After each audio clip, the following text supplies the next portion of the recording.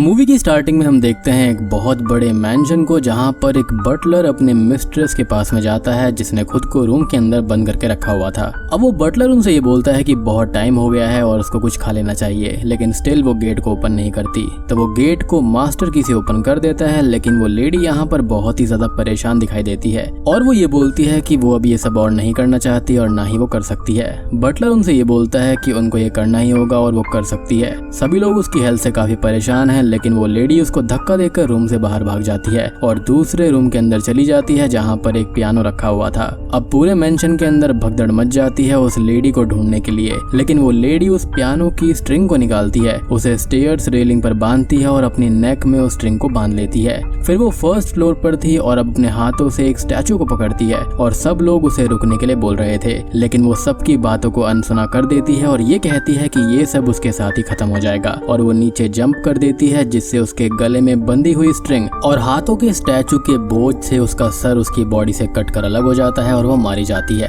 अब scene shift होता है और हम देखते हैं इवलिन जैक्सन को, जो कि एक होटल के अंदर वेट्रेस का काम किया करती थी। अब अगले सीन में वो अपनी फ्रेंड ग्रेस के साथ में होती है और वो उसको ईवी नाम से बुलाती है, तो हम भी इसको ईवी ही बुलाएंगे क्योंकि इसका निक नेम यही है। खैर यहाँ पर वो बातें कर रही होती हैं जहाँ पर हमको ये पता चलता है कि ईवी की फाइनेंशियल कंडीशन ठीक नहीं है और उसे अपने एक्सपेंसेस के लिए बहुत ही ज्यादा स्ट्रगल करना पड़ता है, इसलिए वो छोटे मोटे काम करती है ताकि थोड़े बहुत पैसे वो कमा पाए और अपनी पढ़ाई को कंप्लीट कर पाए। जिसके बाद में वो अपने घर पर थी और अपनी मदर के वॉइस नोट्स को वो सुन रही थी, जिनकी कुछ टाइम पहले ही कैंसर से डेथ हो गई थी और उसके फादर की भी डेथ काफी पहले हो चुकी थी जब वो 14 ईयर्स की थी। ईवी अब क्ले से स्कल्पचर्स और पॉट बनाने की कोशिश करती है क्योंकि उसकी माँ भी यही काम किया करती थी और इससे वो खुद को अपनी माँ के करीब समझती है और वो थोड़े बहुत स्कल्पचर्स बना भी लेती है। उसके बाद में वो ऑनलाइन एक आर्टिकल देखती है जो कि डीएनए टेस्टिंग के बारे में था और अगले दिन वो अपना डीएनए सबमिट कर देती है to find her family tree, क्योंकि उसकी माँ हमेशा से अपनी फैमिली ट्री के लोगों से मिलना चाहती थी।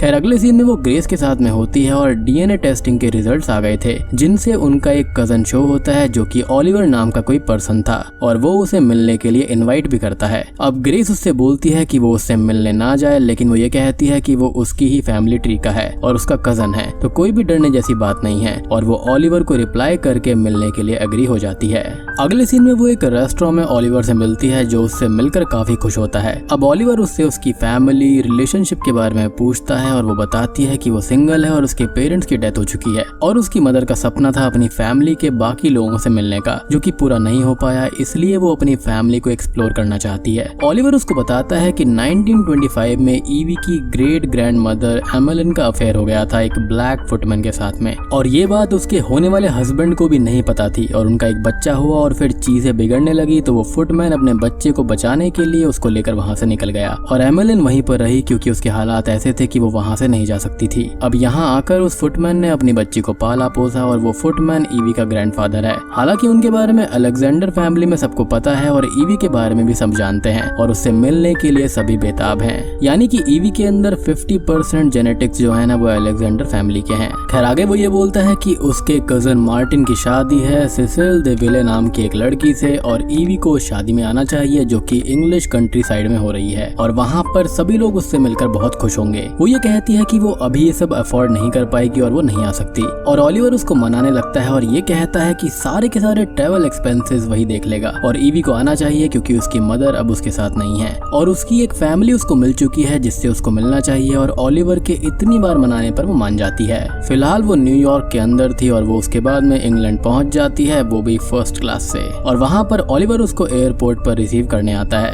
अब वो उसको द विले मैंशन में लेकर जाता है जहां पर वेडिंग की सारी तैयारियां हो रही थी और अलेक्जेंडर फैमिली उनको अटेंड करने के लिए वहीं पर रुकने वाली थी और ये मैंशन हमने स्टार्टिंग में देखा था जहां पर उस लेडी ने खुद को जान से मारा था। अब शादी की तैयारियां जोरों शोरों से चल रही थी और बाहर से कुछ मेड्स को भी बुलाया जाता है स्टाफ के लिए। ईवी यहाँ पर आकर इतनी ज्यादा खुश होती है कि वो गलती से 2 मेड से जाकर टकरा जाती है। अब टकराने से होता यह है कि उनके हाथ के जो वाइन वाइन के ग्लास होते हैं वो नीचे गिरकर टूट जाते हैं और वो उनको उठाने लगती है तो ईवी उनकी हेल्प करती है और मेड्स अपने नाम यहाँ पर दिया और इमोजन बताती हैं। अब तभी वहाँ पर इस मेंशन का हेड बटलर फील्ड आता है और ये वही बटलर है जो कि उस लेडी को खाने के लिए बोल रहा था स्टार्टिंग में। वो उन मेड्स पर गुस्सा करने लगता है और ईवी से भी थोड़ा रूडली बात करता है जो उसको बिल्कुल भी अच्छा नहीं लगता। और अब द विले मेंशन के लॉर्ड वॉल्टर द विले वहाँ पर आते हैं और फील्ड को ये बताते हैं कि ईवी इस फंक्शन की खास मेहमान है। ऑलिवर अब ईवी को वॉल्टर से इंट्रोड्यूस करवाता है और वो तीनों आपस में थोड़ी बहुत बात करते हैं और ईवी को वॉल्टर का नेचर बहुत ही ज्यादा अच्छा लगता है। वो मेंशन लॉर्ड है फिर भी कितने डाउन टू अर्थ हैं। अब मिस्टर फील्ड जो होते हैं वो ईवी को उसके रूम तक छोड़ने जाते हैं और ईवी मेंशन भी देखती हुई जाती है जो कि काफी आलीशान था और वहाँ पर आर्टिस्टिक चीजें और स्कल्पचर्स रखे हुए थे।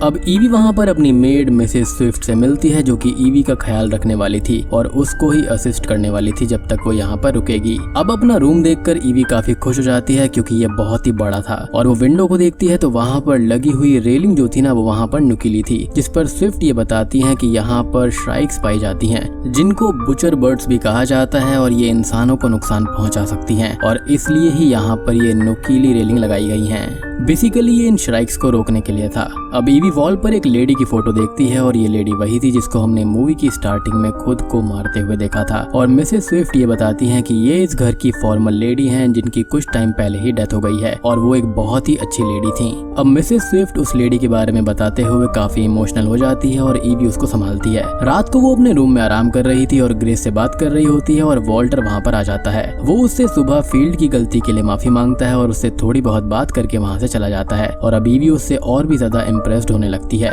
ईवी अब घर के बाहर जॉगिंग करने जाती है और अब उससे सामने वुड्स की साइड एक अजीब सी जगह दिखाई देती है और उसे कुछ कुछ आवाजें आने लगती हैं उसी लेडी की जो कि हमने स्टार्टिंग में देखी थी। यहाँ पर उसको ये सुनाई देता है कि उसके साथ में सब कुछ खत्म हो जाएगा और जब ईवी मैनर को देखती है तो वहाँ पर उसे वही लेडी दिखाई देती है और इतने में ही उसकी नींद खुल जाती है क्योंकि ये एक बुरा सपना था। अब वो अपने रूम के अंदर देखती है तो उसे कोई शैडो दिखाई देती है लेकिन लाइट्स ऑन करने पर वहाँ पर कोई भी नहीं था। अब वो पानी लेने रूम से बाहर जाती है और देखती है कि फील्ड सभी मेट्स के साथ हॉलवे में खड़ा हुआ है और ये बोल रहा है कि उनको काम मिलने ही वाला है और वहाँ पर वो वेट करें। अब तभी मिसेस स्विफ्ट ईवी के पास में आती हैं और ये बोलती हैं कि उसको अंधेरा होने के बाद अपने रूम से बाहर नहीं आना चाहिए और वो वापस चली जाए। अब इसी बीच लाइब्रेरी जिसको फील्ड लॉक्ड ही रखता है वहाँ से बेल की आवाज आती है और वो मेड इमोजन को वहाँ पर अकेले साफ सफाई करने के लिए भेज देता है और बाकी मेड्स अपने रूम के अंदर चली जाती हैं और ईवी भी अपने रूम के अंदर चली गई थी और फील्ड उस लाइब्रेरी को बाहर से लॉक कर देता है और दबी सी आवाज में कुछ चैंटिंग करने लगता है। हम उस मेड को देखते हैं जो कि लाइब्रेरी में साफ सफाई करने लगती है म्यूजिक सुनते हुए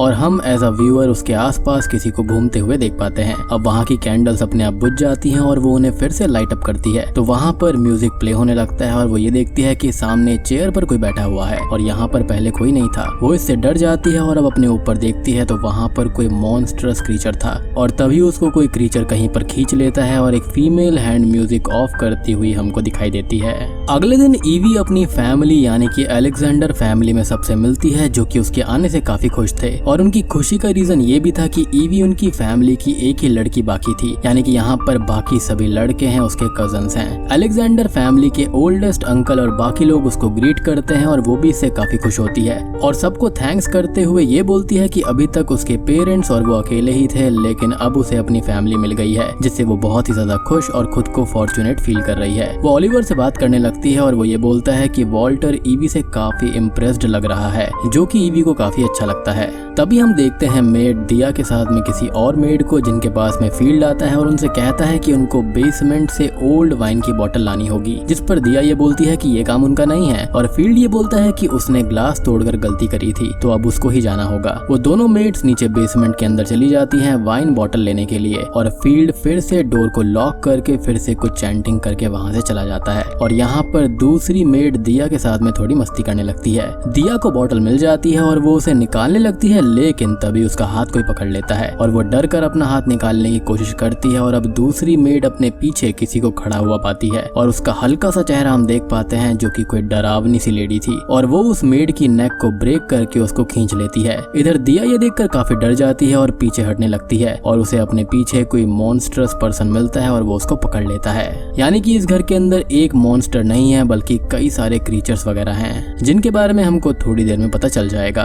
हम ईवी को देखते हैं जो कि अपने रूम के अंदर आती है और उसके लिए वॉल्टर ने एक ड्रेस भेजी थी आज रात की पार्टी के लिए और उसे ये बहुत अच्छा लगता है। खैर ये सारी बातें वो ग्रेस को बताती है और उससे बात करते करते ही तैयार होने लगती है कि तभी एक श्राइक उसकी विंडो पर आकर टकरा जाती है और मारी जाती है। Dam that shrike bird. अब यहाँ पर अगेन नहीं बोल सकते क्योंकि ये पहली बार किसी मूवी के अंदर आई है। कुछ ही देर के बाद में ईवी तैयार होकर पार्टी में जाती है जहाँ पर उसे सब बहुत अच्छे से वेलकम करते हैं और ओलिवर उसे बोलता है कि वो अब एक एलेक्जेंडर है तो उसे सम्मान तो मिलेगा ही। पार्टी में दो और बड़ी फैमिलीज की लड़कियां विक्टोरिया और लूसी भी आती हैं और वो ईवी से बात करने लगती हैं। ईवी उनसे सिसिल के बारे में पूछती है जिस पर लूसी को याद ही नहीं आता कि वो कौन है और तभी ईवी ये बताती है कि वो ब्राइड है ना यहाँ पर और उसी की तो यहाँ पर शादी है, जिस पर अचानक से ही लूसी बोलती है कि हाँ वो बहुत सालों से उसको जानती है। वो आगे ये बताती है कि उनकी फैमिलीज ने देविले फैमिली को बहुत सालों से सर्व किया है और उनके रिलेशंस बहुत ज्यादा पुराने हैं। विक्टोरिया अब ईवी से बात करती है और यहाँ पर हम और ईवी समझ पाते हैं कि वो उसको ज्यादा पसंद नहीं करती और उससे वो काइंड ऑफ चिड़ी हुई थी और उसे नीचा दिखाने की कोशिश भी कर रही थी। ईवी अब ड्रिंक्स लेने जाती है और लूसी उसके पास आकर उससे बात करने लगती है और बोलती है कि वो कभी न्यूयॉर्क आना चाहती है, जिस पर ईवी बोलती है कि वो उसे न्यूयॉर्क में मिलेगी और उसके साथ टाइम स्पेंड करेगी, जिसे सुनकर लूसी को काफी अच्छा लगता है। यानी कि लूसी और ईवी की यहाँ पर अच्छी बॉन्डिंग बन रही थी, लेकिन विक्टोरिया उसको ज्यादा पसंद नहीं करती। अब वॉल्टर वहाँ पर आता है और ईवी को डांस के लिए बोलता है, लेकिन ईवी को डांस पसंद नहीं था तो वो लोग पार्टी से बाहर चले जाते हैं। वो दोनों बात करते हुए स्टडी रूम में चले जाते हैं जहाँ पर बात करते हुए वो दोनों एक दूसरे को पसंद करने लगे थे, तो वहाँ पर वो किस करने लगते हैं और उनको विक्टोरिया बाहर से देख रही थी। कुछ ही देर के बाद में वो वॉल्टर से इसके बारे में बात करती है क्योंकि वो काफी चिड़ी हुई थी और वॉल्टर उससे ये कहता है कि वो अच्छे से रहे, नहीं तो उसके साथ में कुछ हो सकता है। खैर रात को ईवी अपने रूम में सो रही होती है कि तभी उसे अपने बेड के ऊपर कोई मॉन्स्टरस पर्सन दिखाई देता है जो कि उसका ही नाम ले रहा था। अब वो इससे डर कर बेड से नीचे जाने लगती है जिसके पास में रखा हुआ स्टैचू टूट जाता है और ईवी अब बेड के नीचे छुप जाती है। वो मॉन्स्टरस पर्सन रूम के अंदर ही घूमने लगता है और अब वहाँ पर वॉल्टर आ जाता है जो कि ईवी को संभालता है क्योंकि उसके रूम से आवाज आ रही थी, जिस पर वो ये बताती है कि यहाँ पर कोई था, लेकिन उसके देखने पर यहाँ पर कोई भी नहीं होता। अब मिसेस स्विफ्ट आकर उस स्टैचू को साफ करने लगती है और उस स्टैचू के स्टैंड में कोई नाइफ जैसी चीज भी लगी हुई थी जिसको ईवी इग्नोर कर देती है। वॉल्टर उससे ये बोलता है कि ईवी अगर परेशान है तो वो यहाँ पर रुक सकता है, जिस पर वो अग्री हो जाती है। अब वो दोनों बात करने लगते हैं और वॉल्टर पूछता है कि वो कैसी लाइफ जीना चाहती है, जिस पर वो बोलती है कि सच कहूँ तो मुझे ऐसी लाइफ चाहिए जिसमें उसे सब कुछ मिले, कोई रोक टोक ना हो और वो खुली हवा की तरह अपनी जिंदगी जी पाए। वॉल्टर अपने बारे में बताने लगता है कि वो बहुत रिच है, उसकी लाइफ काफी ग्रैंड है, बट वो अकेला है और वो चाहता है कि उसे कोई ऐसा मिले जो उसके ट्रू सेल्फ को देख पाए, कि वो जैसा है उसको वैसा ही एक्सेप्ट कर ले और उसे बदलने के ख्याल से उसके साथ ना जुड़े। ईवी अब तक सो गई थी और वॉल्टर रूम से बाहर चला जाता है। अब अगली सुबह विक्टोरिया और लूसी आकर ईवी को स्पा के लिए चलने के लिए बोलती हैं और वो स्पा के लिए चली जाती है। इधर लूसी उससे बात करने लगती है और विक्टोरिया जो पहले से ही चिड़ी हुई थी वो ईवी से बोलती है कि अक्सर लोग जैसे दिखते हैं वैसे होते नहीं हैं और उसको वॉल्टर के बारे में जान लेना चाहिए, उसके पास्ट के बारे में जान लेना चाहिए, जिस पर वो ये बोलती है कि सबका अपना अपना पास्ट होता है और उसको वॉल्टर के पास्ट से कोई भी दिक्कत नहीं है। अब विक्टोरिया लगातार ही वॉल्टर के बारे में बोलती रहती है और ईवी को काफी अजीब लगने लगता है और गलती से उसका हाथ स्पा में स्लिप होने की वजह से उसके नेल में चोट लग जाती है। विक्टोरिया उसके पास आकर उसकी ब्लड वाली फिंगर को सक करने लगती है और हंसने लगती है, जिससे परेशान होकर ईवी वहाँ से चली जाती है। अब वो उस लॉक्ड लाइब्रेरी के पास में जाती है और उसको पता चलता है कि फील्ड कीज कहाँ पर रखता है, तो वो कीज से डोर को ओपन करके अंदर जाती है और यहाँ पर उसे वॉल्टर की टेबल पर ईवी के डीएनए रिपोर्ट, उसकी फेसबुक वॉल का प्रिंट आउट और उसकी सारी इंफॉर्मेशन कि मदर का नाम क्या है, कोई क्रिमिनल केस वगैरह तो नहीं है और पूरा बैकग्राउंड लिखा हुआ था, जिसको देखकर ईवी को बहुत ही अजीब लगता है और वो यहाँ से जाने का डिसाइड कर लेती है। वो अपने रूम में जाकर सामान पैक करने लगती है और वॉल्टर उसके पास गिफ्ट देने आता है, जो उसको ऐसा जाते देखकर परेशान होकर उससे ये पूछता है कि हुआ क्या है, जिस पर वो गुस्सा करते हुए ये बोलती है कि वो यहाँ आने से पहले उसको स्टॉक कर रहा था और हर चीज का बैकग्राउंड उसने चेक किया है और अब वो यहाँ पर नहीं रुक सकती, जिस पर वो ये बोलता है कि उसने ये सब इन्फॉर्मेशन इसलिए ली थी क्योंकि उसके घर में कोई आ रहा था, वो भी कोई अनजान, और उसके घर में आने वाले लोगों के बारे में वो चेक तो करेगा ही वो कौन है और उसका कोई क्रिमिनल बैकग्राउंड तो नहीं है या फिर वो कैसा है, और ईवी उसकी जगह पर होती तो वो भी ऐसा ही करती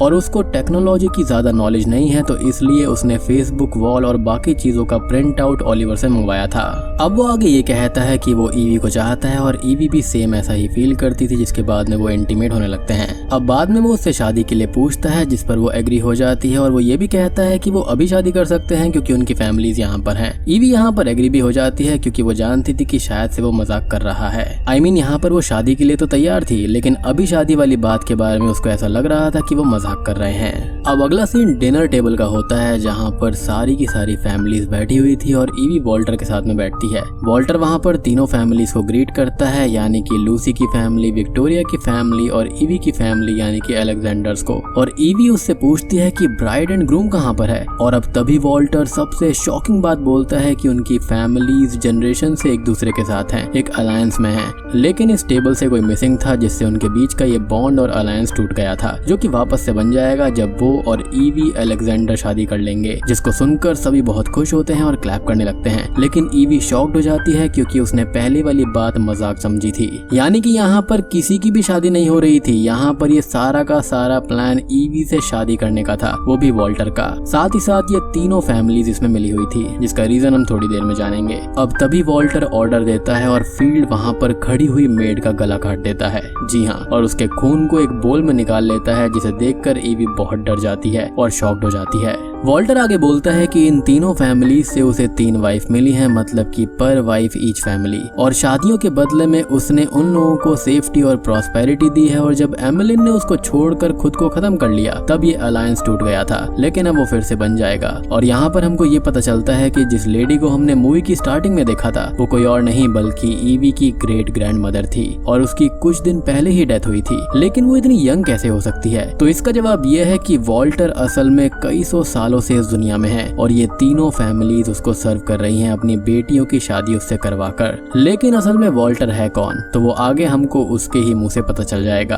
और इन तीनों फैमिलीज की बेटियों से शादी करने के बाद में वो उनको वेल्थ और सेफ्टी प्रोवाइड कर देता है। और ये बॉन्ड इन चारों फैमिलीज के बीच में काफी सालों से है और इसको हम काइंड ऑफ पैक्ट बोल सकते हैं। लेकिन अलेक्जेंडर फैमिली की लड़की एमिलिन से ये सब कुछ सहन नहीं हुआ था और उसने सुसाइड कर लिया और ये पैक्ट वहां पर टूट गया था। जिसके बाद में अलेक्जेंडर फैमिली से ओलिवर ने उस ब्लड लाइन वाली ईवी को ढूंढने के लिए कहा, ताकि वो उसकी शादी वॉल्टर से करवा दे, ताकि ये बॉन्ड फिर से बन जाए। क्योंकि जैसा कि मैंने आपको कहा था कि उसके अंदर जेनेटिक्स 50% तो हैं, यानी कि अलेक्जेंडर फैमिली के। फील्ड अब वॉल्टर, विक्टोरिया और लूसी को ब्लड सर्व करता है और ईवी वहां से जाने लगती है, लेकिन गार्ड्स उसको रोक लेते हैं। वो सबसे बोलती है कि वो यहाँ पर रुकना नहीं चाहती, जिस पर वॉल्टर बोलता है कि वो अब उसकी होने वाली वाइफ है और अब वो यहाँ से कहीं पर भी नहीं जा सकती। और वो विक्टोरिया और लूसी को ऑर्डर देता है ईवी को तैयार करने का। ईवी को एक बेसमेंट में लाकर बंद कर दिया जाता है और उसके पास में वो दोनों आती हैं। वो दोनों उसको बताती हैं कि उनकी ब्लड लाइन खास है और इसलिए वो वॉल्टर की वाइफ बनती हैं। और जब शादी के वक्त मास्टर और ईवी एक दूसरे का खून पिएंगे तो उन चारों के बीच एक मजबूत पैक्ट बन जाएगा,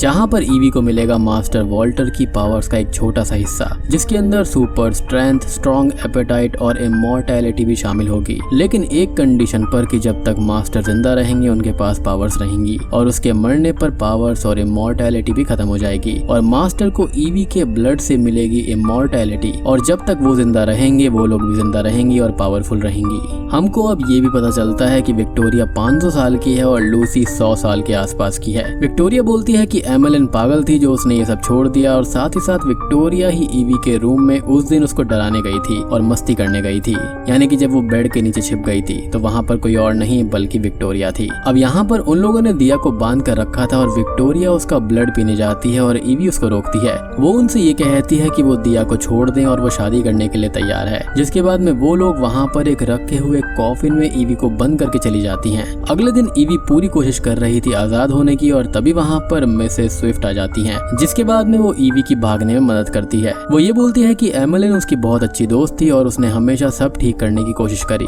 लेकिन वॉल्टर से शादी होने के बाद वो कुछ भी ठीक नहीं कर पाई थी और उसने वो कदम उठाया क्योंकि तब पैक्ट टूट जाता और धीरे धीरे पावर्स खत्म हो जाती एज वो लास्ट लेडी थी अपने ब्लड लाइन की। यानी कि अगर ईवी इनको नहीं मिलती तो यहाँ पर ये सब खत्म होने वाले थे। ईवी उससे कहती है कि वो भी साथ में भाग जाए, जिस पर वो ये कहती है कि गलतियां तो उसने भी करी है तो उसको सजा भी जरूर मिलेगी। और वो ईवी को बताती है कि इन लोगों को आग से जलाकर या फिर सर काट कर मारा जा सकता है और यही रीजन था कि एमिलिन इस तरह से मारी गई थी। साथ ही साथ वो उसे एमिलिन के स्टैचू स्टैंड का वो नाइफ भी दे देती है जो कि वॉल्टर के हार्ट को हर्ट कर सकता है। ईवी भागकर अब एक रूम में छुप जाती है जो कि बुचर रूम था, जहाँ पर फील्ड सभी मेड्स की डेड बॉडीज को ठिकाने लगा रहा था और वो वहीं पर छुप जाती है और ये देखती है कि मिसेस स्विफ्ट को भी मार दिया गया है क्योंकि उसने ईवी की भागने में हेल्प करी थी और उसको किसी और ने नहीं बल्कि फील्ड ने ही मार दिया था। और तभी ईवी उसको भी चकमा देकर वहां से भाग जाती है। अब वो टाउन की तरफ जाती है जहाँ पर वो एक घर से हेल्प मांगती है जहाँ एक ओल्ड कपल रहा करता था और वो ये बताती है कि वो द विले मेंशन से भाग कर आई है और वो लोग उसकी हेल्प करने के लिए एग्री हो जाते हैं। वो लोग उसको चाय पीने के लिए देते हैं और हेल्प के लिए कॉल करने लगते हैं,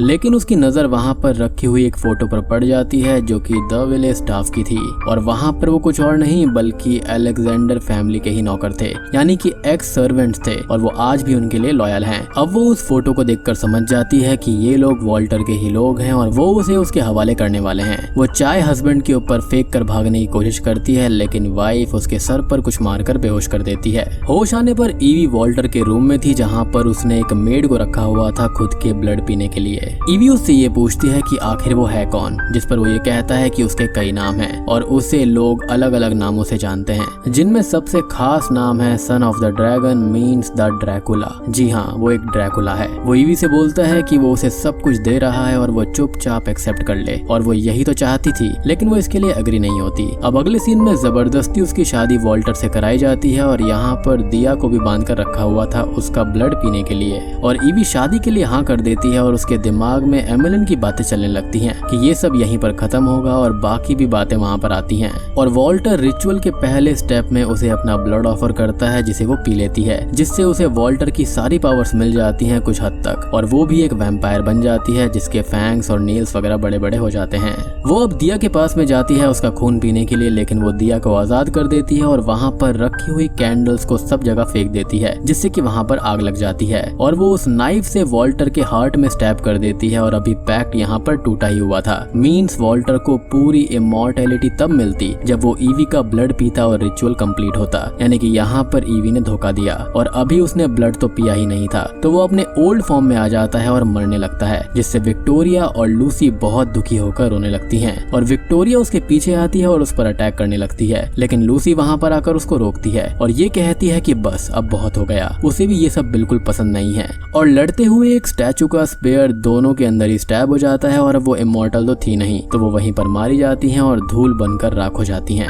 और अब आपको समझ में आया होगा कि क्यों ईवी को रात में बाहर निकलने के लिए मना किया गया था और ईवी उससे आकर्षित भी इसलिए हो गई थी क्योंकि यहाँ पर ड्रैकुला जो होता है ना वो काफी ज्यादा अट्रैक्ट कर लेता है। उसके पास में हिप्नोसिस वगैरह की शक्तियां भी रहती हैं और इन तीनों ही खानदान की लड़कियों के ब्लड में ऐसा कुछ है जिससे कि ड्रैकुला को इमॉर्टैलिटी मिलती है और इसलिए ही वो इन तीनों फैमिली की लड़कियों से शादी करता है और बदले में उनको वेल्थ और बहुत ज्यादा प्रोटेक्शन देता है। खैर अब ईवी ऊपर रूम में जाती है और उसके पास में मिस्टर फील्ड आता है जो उसे मारने की कोशिश करने लगता है, वो भी एक स्पेयर से, और तुरंत वो ये बोलता है कि उसे उस रात उसके ग्रैंडपा को मार देना चाहिए था जब वो बच्चा था और ईवी इस फैमिली के लायक थी ही नहीं क्योंकि वो उसको मंगलू बच्चा मानता था, यानी कि प्योर नहीं मानता था, क्योंकि ड्रैकुला यानी कि वॉल्टर से शादी करने से पहले एमिलिन का अफेयर किसी और से था और उसको बच्चा भी हुआ था और यही रीजन था कि मिस्टर फील्ड ईवी को इतना पसंद और उसको इतना कामयाब नहीं मानता था। अब ईवी को तभी उस पर गुस्सा आ जाता है और वो उस पेयर को आगे से तोड़कर उसके अंदर ही स्टैब करके उसको जान से मार डालती है। अब वो नीचे आती है और उसको वॉल्टर पकड़ लेता है जो कि अभी भी जिंदा था और उसको चोक करके वो मारने लगता है, लेकिन वो उसके हाथ को एक वायर से कट कर देती है और उसे आग में गिरा देती है जिससे वो वहीं पर मारा जाता है और उसके मरने के साथ ही ईवी की भी सारी वैम्पायर पावर्स चली जाती हैं। मींस अब वो वापस नॉर्मल ह्यूमन हो गई थी।